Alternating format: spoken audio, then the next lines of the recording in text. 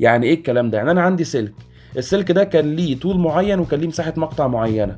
طب انا شديته او طولته شويه، زودت الطول، علشان نفس الحجم بتاع السلك واحد مش هيجيب من بره، فبالتالي هتقل المساحة بنفس المقدار. يعني لو الطول ده زاد مرتين، فالمساحة المقطع هتقل مرتين. اهلا بيكم طلبة وطلبات الثانوية العامة، فيديو جديد من فيديوهات ايه هي انواع مسائل الفيزياء. الفيديوهات اللي فاتت اتكلمنا عن انواع مسائل الفيزياء، اتكلمنا عن مسائل التعويض المباشر، اتكلمنا عن مسائل المجهولين او القانونين او اكتر. النهارده هنتكلم عن مسائل المقارنات. ايه هي مسائل المقارنات باختصار؟ هو انك تلاقي مثلا في الاخر خالص بيطلع عندك المسألة R1 على R2 بتساوي كام، او يطلع عندك مثلا وليكن حاجة تاني IX على IY بتساوي كام، وهكذا. هتلاقي عندك ليها كذا شكل وكذا طريقة وبتيجي دايما قدامك. فاحنا هنتعلم النهاردة ازاي نحل النوع ده من المسائل من غير ما نتلخبط، بطريقة بسيطة خالص، بطريقة سهلة. أول لما تجيلك هذا النوع من المسائل إن شاء الله تقدر تحله من غير ما تغلط، من غير ما يكون عندك أي مشكلة فيه، والدنيا تبقى إن شاء الله معاك كويسة خالص. طيب يلا بينا نبدأ نشوف ايه هي المهارات. زي ما اتعودنا، ايه هي المهارات اللي احنا عايزينها علشان نعرف نحل النوع ده من المسائل. المهارات تقريبا ما اختلفتش عن اخر فيديوهين، زي ان انا اعرف تعريفات الكميات الفيزيائيه، ان انا اعرف مثلا ايه هي الار، ايه هي الاي. طبعا الكلام ده موجود بالتفصيل في الفيديوهات اللي فاتت. ان انا احول الوحدات الدوليه، الملي، السنتي، المايكرو، كل ده ان احنا نعرف ازاي نحولهم للمتر او الوحده الاساسيه. احنا نكتب المعطيات في المسوده، ودي هنركز عليها عشان هتبقى مختلفه شويه عن الفيديوهين اللي فاتوا ولكن مش قوي. حفظ وكتابه القانون ده طبعا اساسي. مراجعه اساسيات رياضيه زي طرفين في وسطين، ودي هنستخدمها في الخطوات، هقول لكم امتى. والتعويض بدون خطأ دي بقى لازم مهمه قوي قوي قوي. يعني ايه؟ يعني من الاخر ما تحولش، بعد اذنك، بعد اذنك ما تحولش، وركز انت كاتب الحاجات والمعطيات بتاعتك في المسوده علشان الاسلوب ده او علشان الموضوع ده، انك تعوض من غير غلط. يا فرحتي بيك لما انت تحل المساله كلها وتكتب القوانين وتكتب ان الار بتساوي الرو اي في ال على ايه وتعمل ده كله، وتيجي في الاخر تلاقي نفسك معوض غلط او معوض رقم غلط لانك نقلت غلط من المساله من فوق. يا فرحتي بيك. فهي دي فكره المسوده، انك تكتب في المسوده المعطيات بتاعتك كويس قوي من غير ما تغلط، انك تركز ان المعطيات طريقه الكتابه تبقى سهله، خطك يبقى واضح، تبقى عارف كويس قوي ان التعب في المسوده في اول المساله هو المفتاح بتاع الحل بتاعها قدام، عشان ما تغلطش، عشان تضمن النتيجه في الاخر تبقى كويسه. تعال نشوف ايه هي الخطوات او ايه هي طريقه الحل اللي هنستخدمها. اول حاجه هنحول الكلام النظري لرموز زي ما بنعمل على طول. الاي هنكتبها اي، الار ار، الفي في، وهكذا. اي حاجه نظري نحولها لرموز. نحول الوحدات الدوليه، نتاكد ان احنا بنشتغل بالوحدات الدوليه، المتر، الامبير، الفولت، مش ملي فولت ولا ملي امبير، الاوم، وهكذا. بعد كده نكتب المعطيات في المسوده، ودي زي ما قلت لك هيبقى فيها اختلاف بسيط عن اللي فاتوا في طريقه كتابه المعطيات. يعني لما يجي يقول لك حاجه نص حاجه هنكتبها ازاي جوه المسوده، هنعرف ان شاء الله في الخطوات الحل المساله في المسائل. نكتب قانون واحد يجمع كل المعطيات اللي في المسوده، دي احنا متعودين عليها. نعدل القانون بحيث يلائم الكميه الفيزيائيه المطلوبه قبل ما نعوض، ودي برضه متعودين عليها.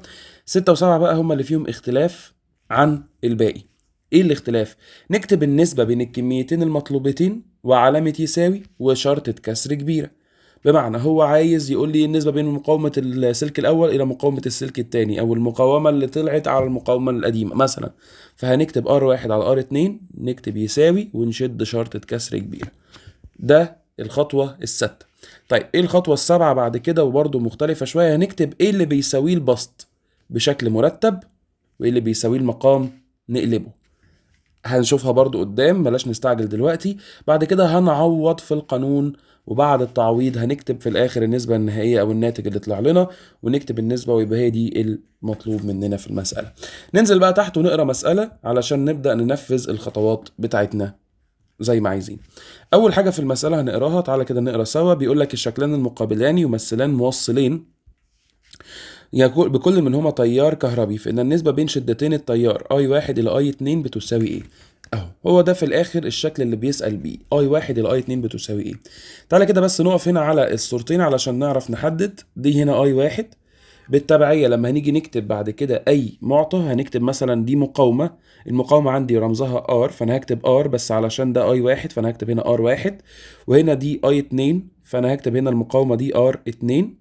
تمام. هنا بقى فرق الجهد الفي هو عبارة عن فرق الجهد الموجب ناقص السالب أو الكبير ناقص الصغير، فهيبقى في واحد. تعالى نكتبها تحت كده خطوات حل المسألة. في واحد هتساوي، هنطرح بعد كده الموجب 5 أو ال5 دي ناقص 7 اللي هي على الآلة الحاسبة لو انت حطيتها كده بين قوسين هتبقى كأنها زائد، فهيبقى بيساوي 12 فولت.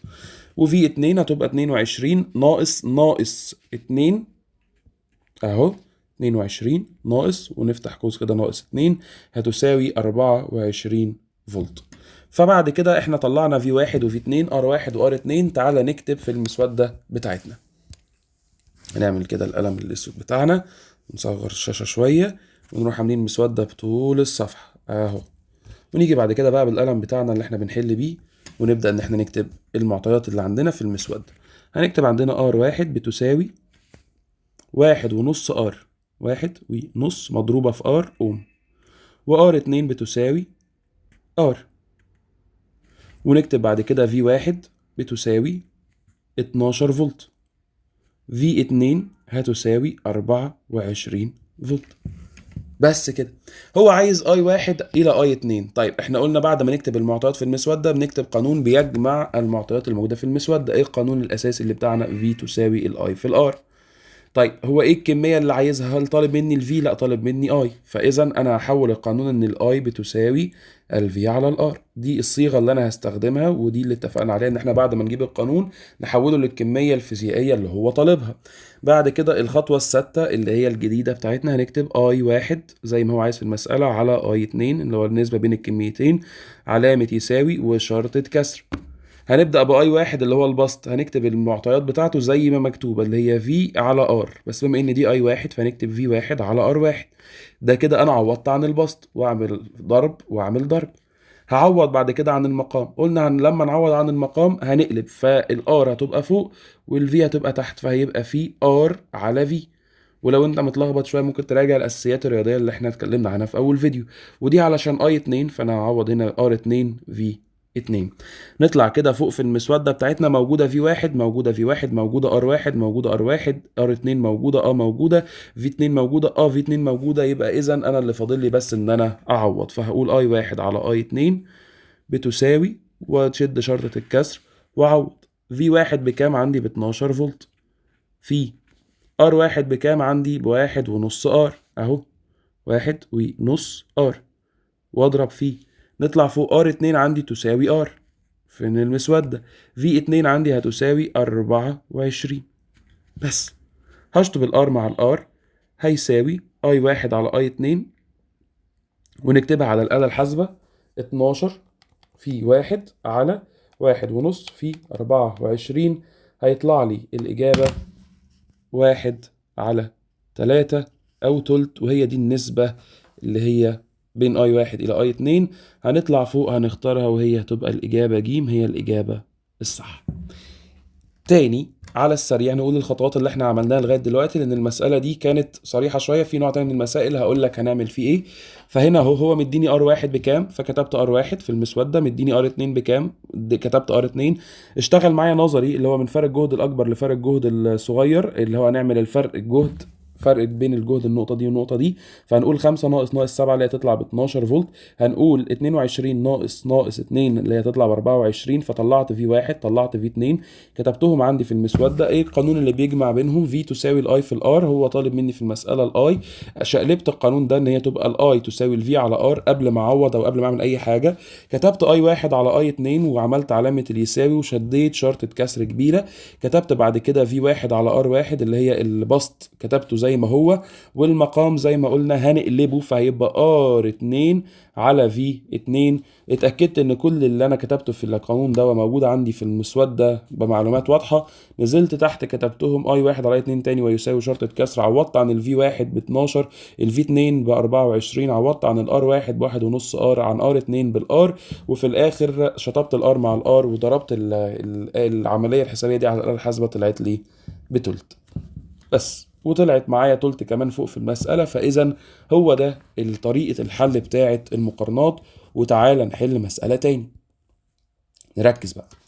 سلكان معدنيان الأول، طالما قال لك الأول يبقى اكتب عليها 1 ونشوف مقاومته R. زي ما قلنا احنا بنكتب دايما الرمز، فنكتب R وعشان ده السلك الأول فنكتب R1.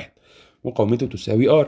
يمر خلال مقطع منه 10 أس 20 إلكترون في الثانية. طيب يبقى إذا 10 أس 20 إلكترون ده بيساوي ال N، صح كده؟ ان، وده ان ايه؟ ان واحد في الثانية اللي هي تي ايه؟ تي واحد. والثاني اللي هو رقم 2 مقاومته 2 ار اللي هي ار 2. يمر خلال مقطع منه 2 في 10 أس 20 إلكترون اللي هي ان 2 في الثانية اللي هي تي 2. احسب النسبة بين القدرة المستهلكة اللي هي باور في السلك الأول باور 1 والقدرة المستهلكة في السلك الثاني اللي هي باور 2.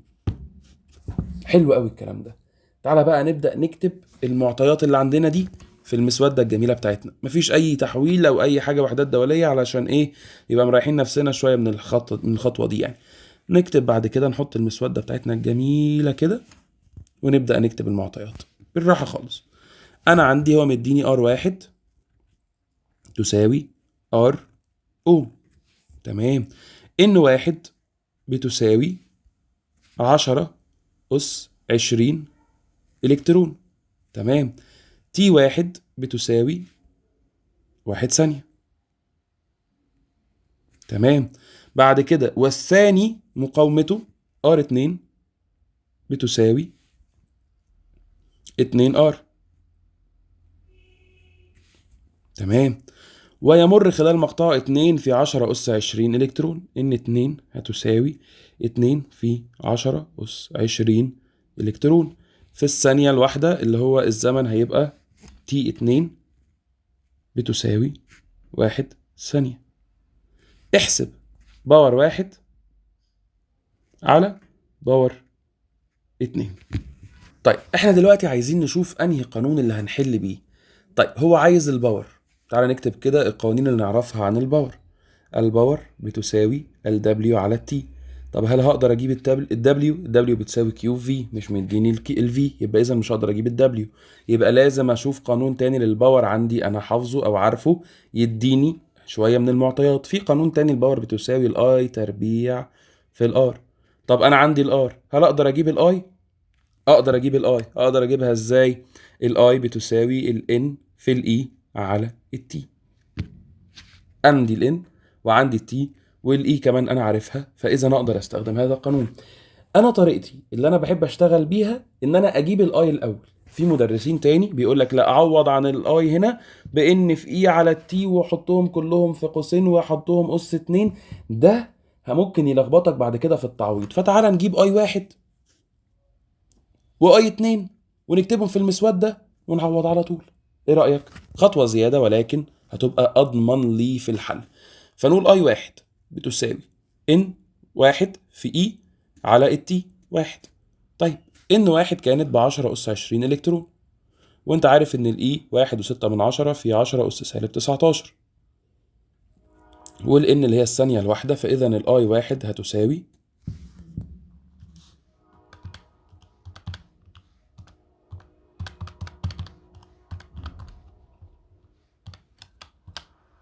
16 امبير. طيب تعال نشوف اي 2. اي 2 بالتبعية تبقى ان 2 في اي على تي 2 اللي هي بتساوي 2 في 10 اس 20 في 1.6 في 10 اس سالب 19 على الواحد ثانية. فاي 2 هتساوي 32 امبير. بس كده يا سيدي. جبت اي واحد واي 2 اكتبهم معايا في المسودة بتاعتي اهو. نخش كده هنا في المسودة ونقول ان اي واحد بتساوي 16 امبير، اي 2 بتساوي 32 امبير. وبعد كده نكتب القانون بتاع الباور، او زي ما قلنا احنا الباور خلاص هو اي تربيع في ار. فنكتب تاني، معلش نكتب القانون باور بتساوي اي تربيع في ار عشان بس ايه يبقى مخلين بالنا. هل محتاج اشقلب القانون ده ولا هي الباور هو اللي محتاجها؟ هو محتاج الباور. فاذا هعمل بي واحد على باور 2 بتساوي واشد شرطة كسر كبيرة. البسط زي ما هو اي تربيع في ار. طب المقام هل محتاج اقلب؟ لا مش محتاج اقلب لان هو كده كده واحد، فانا هكتب هنا برضو اي تربيع في ار، بس فوق اي واحد تربيع ار واحد، اي 2 تربيع اي 2 تربيع على ار 2. وبعد كده هنروح مكملين تاني بباور واحد على باور 2 بتساوي ونعوض اي تربيع واحد اللي هي كانت ب 16 اس 2، اي تربيع 2 اللي هي كانت ب 32 اس 2. وبعد كده نشوف ار واحد وار 2 من المسودة بتاعتنا اهو. ار واحد بار وار 2 ب 2 ار اهو. R1 بR، R2 ب2R، بس كده. ولما هنشطب R مع R يعني كأننا بنقول 16 أس 2 على 32 أس 2 في 2، هتطلع النتيجة 1/8، وهو ده اللي مطلوب في المسألة بتاعتنا. اهو مسألة ممكن تجيلك نظري، ممكن تجيلك بعد كده كاختياري، ولكن انا زي ما قلت لك انا دي الطريقة بتاعتي، بحب ان انا يبقى عندي قانون ومعطيات ثابتة، الباور بتساوي الاي تربيع في الار، اجيب احول كل المعطيات اللي عندي لهذا القانون، ما احبش العب في القوانين كتير. عما ناقصه عندي الاي اجيبها الاول، وبعد كده عشان اعوض تعويض مباشر وما اغلطش في المساله. تاني نراجع خطوات ايه اللي حصل. سلكان معدنيان، الاول مقاومته كذا، فاحنا جبنا المقاومه وعرفنا ان هي دي بتساوي ار1. خلال مقطع منه الكترون مش عارف كذا الكترون، فدي ان1 في الثانيه الواحده، دي تي1. والثاني مقاومته اللي هي ار2 2ار، ويمر خلال مقطعه ان 2 في 10 اس 20 الكترون في الثانيه الواحده اللي هي تي 2. احسب النسبه بين القدره المستهلكه في السلك الاول اللي هي باور 1 على القدره المستهلكه في السلك الثاني اللي هي باور 2. بعد ما كتبنا الرموز بتاعتنا بالكميات الفيزيائيه، رحنا دخلنا على التعويض او ان احنا نكتبهم في المسوده. مفيش اي حاجه منهم محتاجه تحويل وحدات دوليه، كتبنا في المسوده ار1 ان1 تي1، كتبنا بعد كده ار2 ان2 تي2، وقلنا ان هو عايز باور 1 على باور 2. طلعنا فوق كتبنا قوانين الباور اللي تشمل اللي موجودين في المسوده، المعطيات اللي موجوده.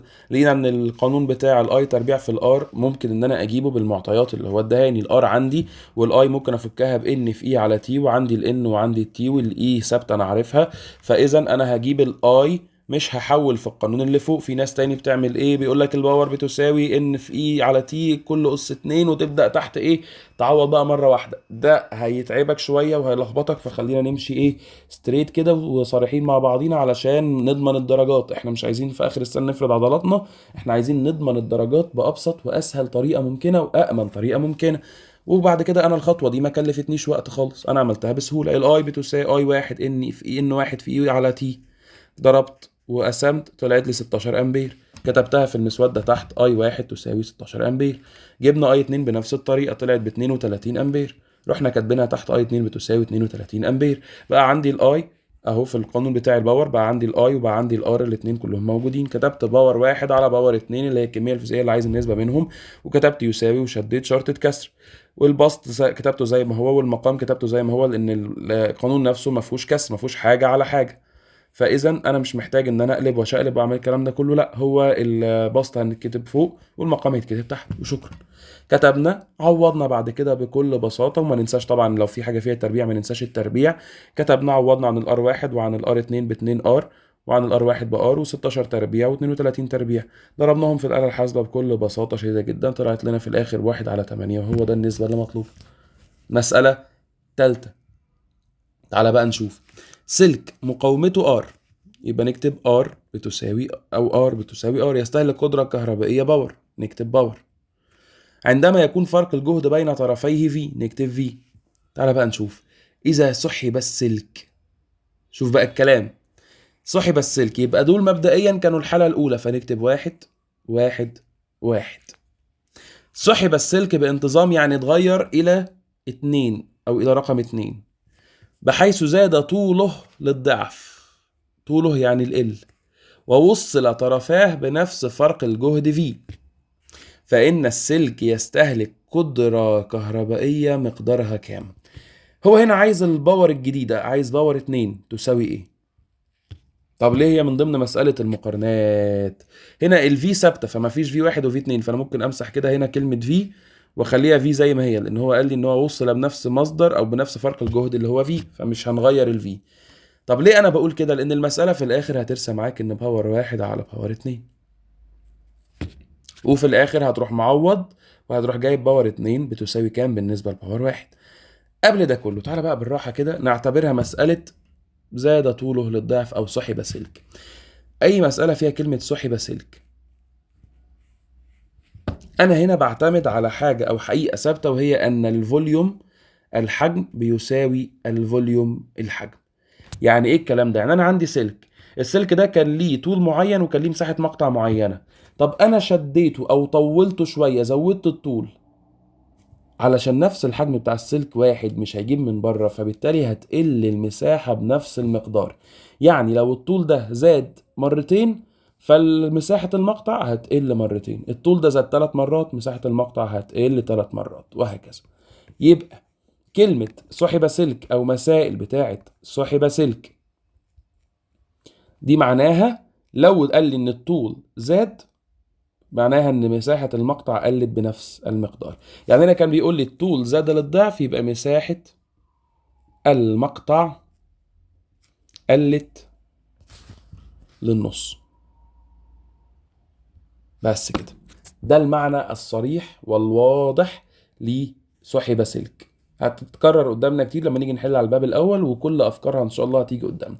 بس دلوقتي بقى نبدأ نحط المسودة بتاعتنا ونكتب ايه اللي احنا عارفينه زي ما متعودين. بعد ما خلاص كتبنا الرموز وشفنا ان مفيش تغيير وحدات دولية، بنعمل ايه؟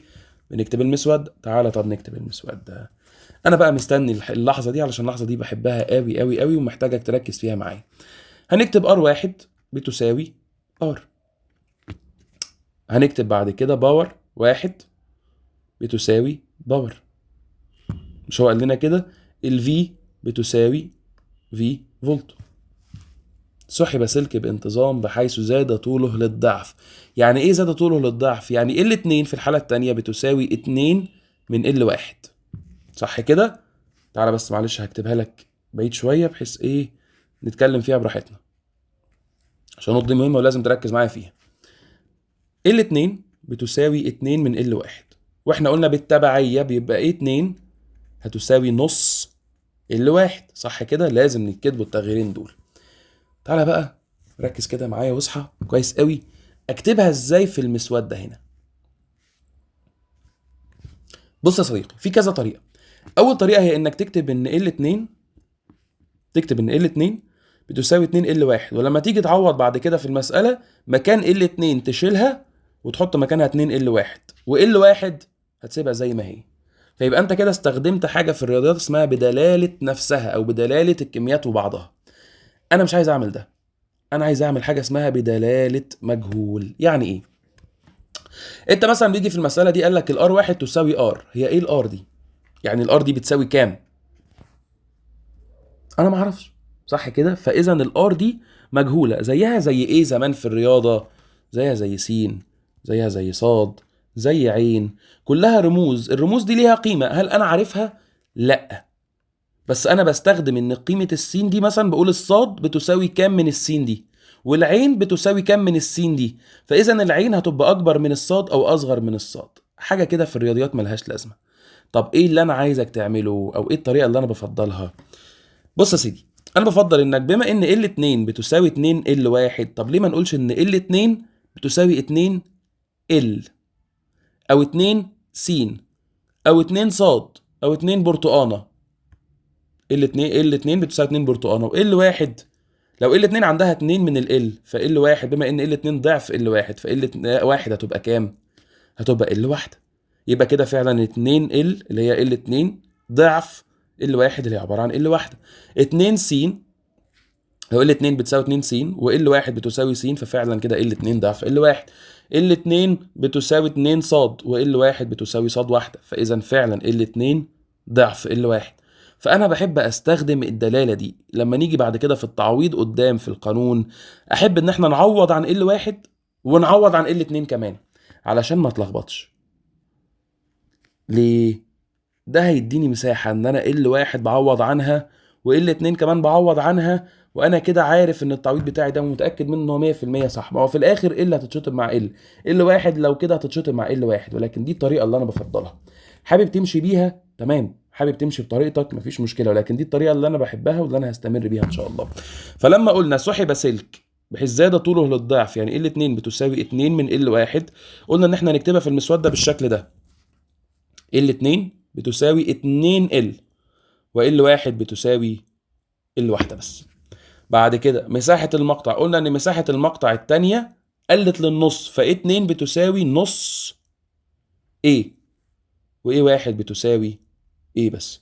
يبقى فعلا ادي A2 نص A1 وL2 ضعف L1، وهي دي طريقة التعويض المثالية لما يقول لي سحب سلك، ان انا اكتب اعرف بالظبط ايه التغيير اللي حصل. ال2 هتساوي 2 من ال1 وايه 2 هتساوي نص ايه1، واعوض عنهم باي طريقه في المسود. انا كتبت اهو ان ال1 اهو، انا كتبت ان ال1 بتساوي ال، فال2 زاد طوله للضعف يعني هتبقى 2 ال، وايه1 بتساوي ايه. طب قلت مساحه المقطع للنص يبقى ايه 2 بتساوي نص ايه. ويبقى انا كده كتبت المساله بمثاليه شديده. هو عايز مني ايه بعد كده؟ هو عايز مني الباور مع فرق الجهد. طيب الباور انا عارف ان عندي الباور بتساوي ال دبليو على التي، مفيش الكلام ده مش موجود. عارف برضو ان هي بتساوي قانون تاني اللي احنا حلينا بيه المسألة اللي فاتت، الاي تربيع في الار. طب برضو ده مش هيحل لي المسألة فانا مش محتاجه. في قانون تالت بقى اللي هو في تربيع على ار. طيب هل انا عندي النسبة بين R1 ل R2؟ هل أنا عندي R1 أو R2؟ لا، فأنا محتاج أجيب R1 ل R2. إيه القانون بتاع الR؟ R بتساوي رو E في L على إيه؟ طب هل عندي الرو E؟ الرو E ثابتة لأن هو نفس مساحة المقطع أو نفس الموصل، فإذا الرو E ثابتة. L1 عندي L1 وعندي L2، A1 و2 عندي A1 و2. يبقى أنا أجيب في الأول R1 إلى R2 وبعد كده اجيب باور 1 لباور 2. تعالوا نعمل الخطوه دي تاني، بس نكتب شويه ونصغر الدنيا كده اهو. هنكتب الار بتساوي رو اي ال على ايه. هنبدا بقى نعمل زي ما قلنا كده R1 على R2 وتساوي وشرطة كسر. زي ما قلنا البسط سيبه زي ما هو. تعالى بس نكبر كده، رو اي 1 في ال1 على ايه 1 في المقام نقلب الكسر اهو. فهنخلي الاي فوق والرو اي والال تحت، فيبقى في اي 2 على رو اي 2 في ال 2. رو اي مع الرو اي ثابته لان كده كده دي نفس الماده بتاعه الموصل. تعالى بعد كده نعوض عن ال والاي بالطريقه اللي احنا او بالتعويض اللي احنا كتبناه في المسوده.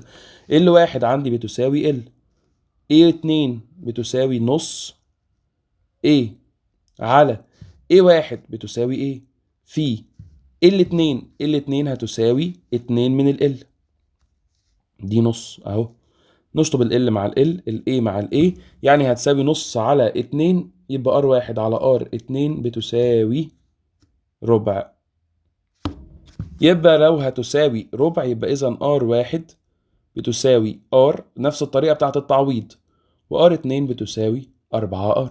كده R1 فعلا على R2 هتساوي 1 على الأربعة، بس أنا كتبتها بالطريقة بتاعتنا علشان نعوض في القانون اللي فوقيه. تعالى بقى نعوض في القانون اللي فوقيه. إيه هو القانون اللي فوقيه؟ الباور بتساوي الفي تربيع على R. واحدة واحدة. هنكتب باور 1 على باور 2 بتساوي في تربيع 1 في1 تربيع على R1 تربيع، سوري على R1 بس، نمسح دول كده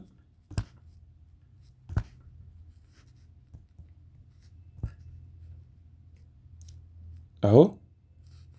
V1 تربيع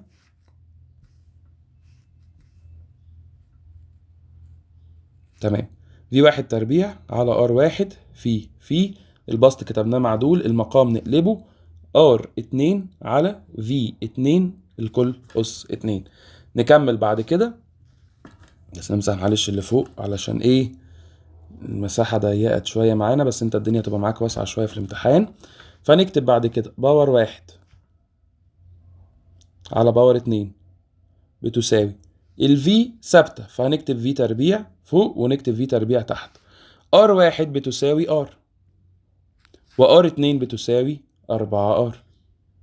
يبقى نشطب الR مع الR الفي التربيع مع الفي التربيع، يبقى باور 1 على باور 2 بتساوي 4.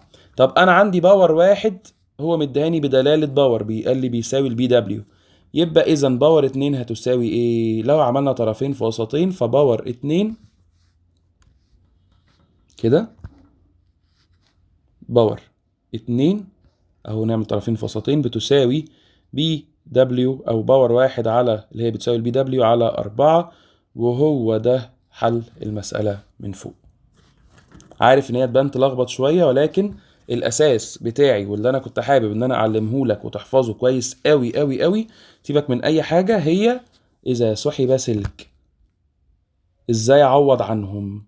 بقول ان لو مثلا طول ال2 بتساوي 2 ال1، فانا لما هاجي هكتبهم عندي في المسوده هكتب ان ال2 بتساوي 2 ال وال واحد بتساوي ال، علشان بعد كده لما اجي بعدين في شرطة الكسر بتاعتي وتعويض مكان المقامات اعوض عن ال 2 واعوض عن ال 1، لان في ناس بتنسى بتعوض عن ال 2 في الاول لو هي مثلا مستخدمه دلاله ال 1، فتقول لك طب انا مش هعوض كده عن ال 1 ولا هعوض عن ال 2. خليك احسن تعوض عن كل المعطيات اللي عندك. انت كتبت ال 1 بتساوي ايه، كتبت ال 2 بتساوي ايه، عوض عنهم وريح دماغك. فالمسألة دي هي كانت محتاجة مسألتين مقارنات. طبعا في ناس او في طلبة شاطرين قوي هيقدروا ان هم من مرة واحدة يعوضوا عن المسألة دي بالكامل من غير بقى ما يحتاجوا ان هم يكتبوا باور ويعوضوا في الاول ويجيبوا الار على الار وبعد كده يجيبوا الباور على الباور. في ناس شاطرة تقدر تعملهم حتى بدماغها، ولكن الناس دي لو غلطت بس في رقم واحد صعب ترجع وتعرف هي غلطت في ايه. لما بتكتب كل خطواتك على ورق وتبقى عارف انا همشي الاول ان انا احول وحدات فيزيائية، بعد كده لا انا هشوف في الاول لو في اي وحدات دوليه هحولها، وبعد كده اعمل المسوده، بعد كده اعوض، بعد كده اشوف ازاي طول الضعف دي يعني اعوض ازاي عن ال واحد، واعوض ازاي عن ال 2، واعوض ازاي عن اي واحد، واعوض ازاي عن اي 2، وبعد كده اكتب قوانيني. الباور بتساوي الفي تربيع على ار، طب انا ما عنديش الار النسبه بينها فاروح كاتب القانون بتاع الار بتساوي الرو اي في ال على ايه، وبعد كده اروح عامل ار واحد على ار 2 بتساوي، واكتب رو اي في ال واحد على اي واحد وفي واقلب الكسر دوا اي واحد في رو اي في ال 2، وبعد كده اروح مشطب الرو اي مع الرو اي واعوض بعد كده عن ال واحد واعوض عن ال 2 واعوض عن اي واحد واعوض عن اي 2، واجيب النسبه بين ار واحد الى ار 2 واروح قايل بعد كده ان ار واحد مثلا بتساوي ار وار 2 بتساوي 4 ار، وبعد كده اروح معوض في القانون بتاع الباور. باور على الباور هتساوي عندي الفي تربيع على ار واحد اللي هي بتساوي الار في ار 2 اللي هي 4 ار على الفي تربيع، برضه هنشطب هتطلع بتساوي 4. يعني باور واحد اكبر من باور 2 ب4. فلو باور واحد بتساوي، هو مداني رمز الباور او مجهول ما اللي هو الباور، يبقى باور 2 هتساوي الباور ده اللي هو مدهوني او الرمز اللي هو مدهوني على 4 بس، لان هي الربع. فادي المساله باختصار وادي الخطوات. انا حليتها دلوقتي في مثلا ما كملتش دقيقه واحده، وده الوقت اللي انت هتحله بيه في الامتحان. يعني ما تشكش انك هتاخد كل الوقت اللي انا بعمله ده. انا اللي بعمله دلوقتي بثبت المفهوم بتاع المساله في دماغك، انك في الاول خالص تكتب الرموز، بعد كده تدور على الوحدات الدوليه تشوف اللي هو عايزه منك ايه. سهل قدره كهربائيه مقدارها يعني باور 2، يعني ايه ذات طول للضعف، يعني ايه سحب سلك. وبرده مسائل سحب سلك والكلام ده كله بتاع الباب الاول احنا لسه هنتكلم عنه بالتفصيل لما نحل كل انواع المسائل الخاصه بالمقارنات ان شاء الله في الباب الاول. فما تقلقوش من حاجه، احنا مع بعضينا هنحل كتير قوي. هتلاقي نفسك بتشرب الطريقه دي، لان احنا هنحل مثلا وليكن 20 او 30 او حتى 50 مساله على النوع ده من المسائل. فهتلاقي الخطوات بتتكرر قدامك مره في الثانيه في الثالثه في الرابعه. اول مره هتحل مثلا المساله دي في 5 دقائق، بعد كده 4، بعد كده 3، وبعد كده ممكن توصل انك تحل المساله دي في دقيقه، يمكن كمان اقل من دقيقه، وتحلها مظبوط 100%. وحتى لو انت غلطت في حاجه او نقل في رقم وانت بتراجع المساله هتعرف الخطوه اللي انت نقصت فيها او غلطت فيها فين او نقلت حاجه غلط فين، لانك كاتب الخطوات قدامك. ودي الفرق ما بين اللي بيحل بالفهلوه واللي بيحل بترتيب ونظام. اللي بيحل بترتيب ده لو في حاجه غلط او طلع الناتج اللي طلعه مش موجود في المساله فوق هيرجع لخطواته وهيعرف هو غلط في ايه. انما اللي بيحل بالفهلوه ده هيبدا يحل المساله من اول وجديد، وده اللي بياخد وقت منه في الامتحان، وده اللي ممكن يخليه يتوتر، يخليه مثلا يضيع درجات لا قدر الله.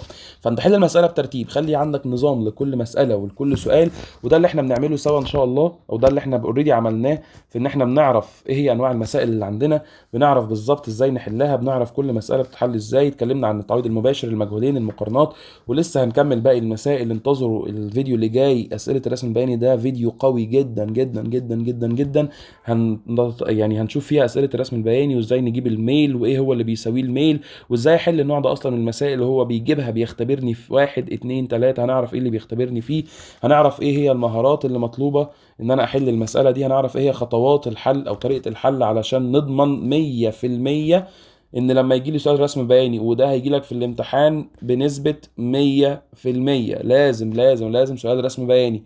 فتخيل تخش الامتحان تبقى انت ضامن سؤال الرسم البياني في جيبك، ضامن سؤال المقارنات اللي هو برضه بيجي بنسبة 100%، ضامن سؤال العلاقات، ضامن الوحدات المكافئة، ضامن اسئلة النظري ازاي تحفظها وازاي تذاكر لها اصلا، ضامن المجهولين او القانونين او اكتر. يبقى انت ضمنت تقريبا 95% من الامتحان. ال 5% دي اللي ممكن تكون مسألة واحدة صعبة وهي لازم هتيجي صعبة، ولكن مفيش حاجة صعبة عليك طول ما انت ماشي بسيستم، ماشي بخطوات، عارف كل مسألة بتتحل ازاي، عارف تصنف نوع المسألة اللي قدامك.